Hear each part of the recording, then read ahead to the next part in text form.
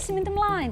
It's a virus, Caris, a really bad virus, and it's taking away all the data from the archive about Congo House and the African Institute. Y Parchedig William Hughes a tir Congo, ia, dwi'n cofio chydig amdano fo, ond ddim digon I achub y wybodaeth rhag y feirws. We're going to have to act quickly to save all the data about Reverend Hughes and Congo House. Felly beth da ni'n mynd I wneud? You stay here and guide me. I'll take all the data again on this, and we can save it all. Felly mae Congo House yn bai Colwyn. Colwyn Bay, yes. Reit, cer di i'r orsaf dren, a mi na I darwain di o fanno. Rysia!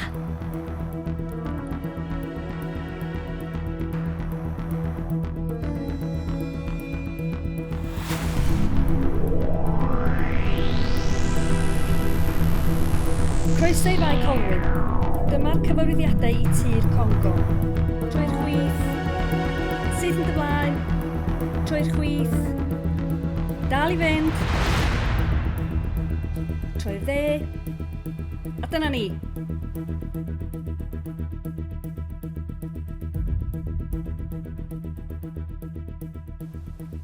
Helo. Ti di ffindio fo? Hello, I found it. This looks interesting. What do we need, Caris? Stori ddiddorol iawn. Tir Congo ydi hwn, ac yn 1890 agorodd y Parchedig Hughes ysgol yn fama I addysgu pobl ifanc o Affrica. Wow, there it is, Congo House. It's hard to imagine that young people from Africa were being taught right here in Colwyn Bay in 1890. So why did Reverend Hughes bring them here? Oedd o eisiau dysgu sgiliau newydd I bawb mwyn iddyn nhw fedru rhannu nhw adre. That's a long way to travel. Couldn't they learn skills in their own country? Wel, yn y gorffennol, roedd pobl Prydain yn credu bod eu hiaith a'i crefydd nhw yn bwysicach na rhai eraill. Oh, I'd forgotten that in the past people thought the English language and Christianity was something everyone would benefit from. But how did they get all the way here from Africa? Teithio ar longau yr holl ffordd yma. Travelling on a ship all that way must have been a big adventure. Wales is such a different place to Africa.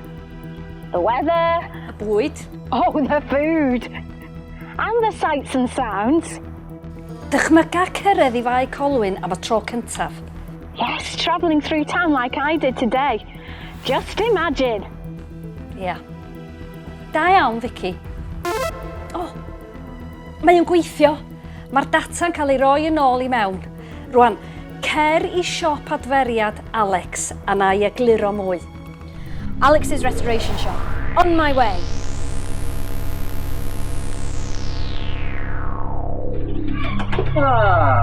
Croeso am dod. Diolch, Alex. Wow, this is a really cool shop. But what's it got to do with Congo House?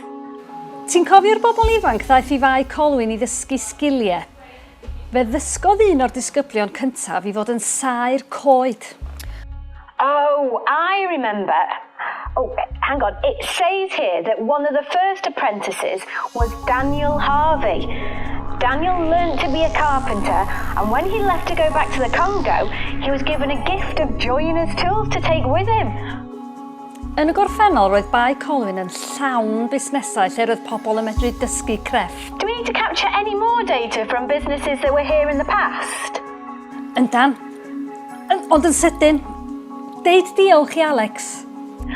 Thanks, Alex!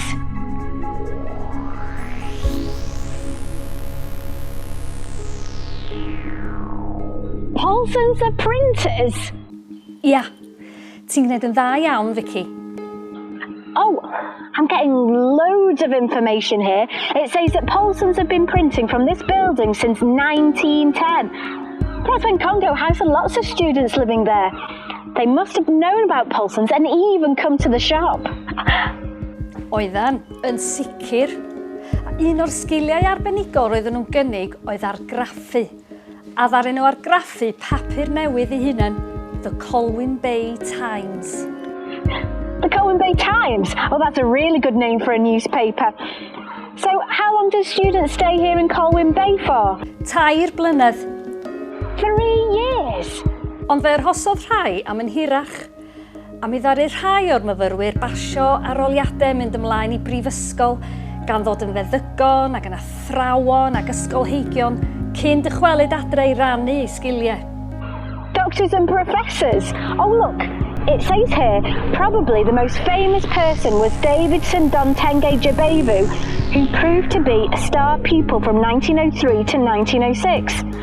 On returning to South Africa as a professor, Davidson became a teacher to one of the world's most well-known heroes, Nelson Mandela.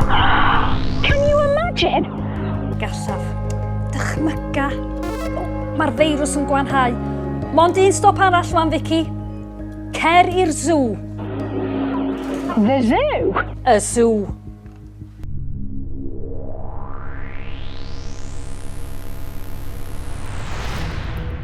Mae'n ddiwrnod braf i ddod i'r zoo, ond pam ydy yn yma?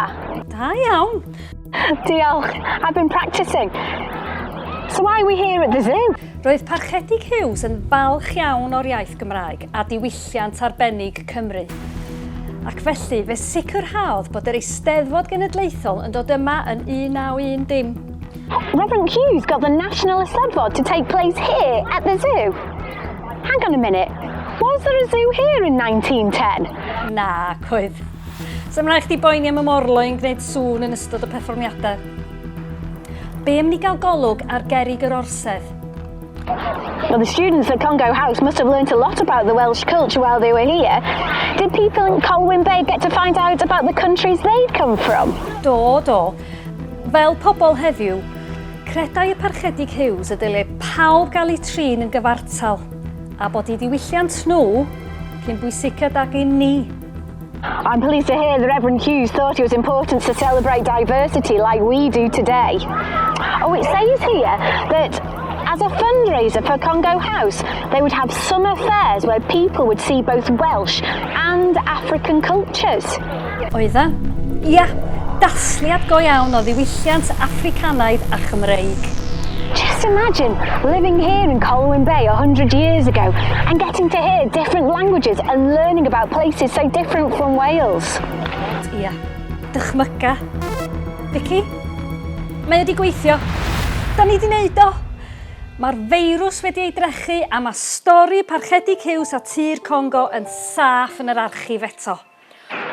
Wow, that was an amazing story, and now it's safe in the Conway archive again for us all to enjoy forever. Phew! Da iawn, Carys. Da iawn, Vicky. Da iawn, archif. Da iawn.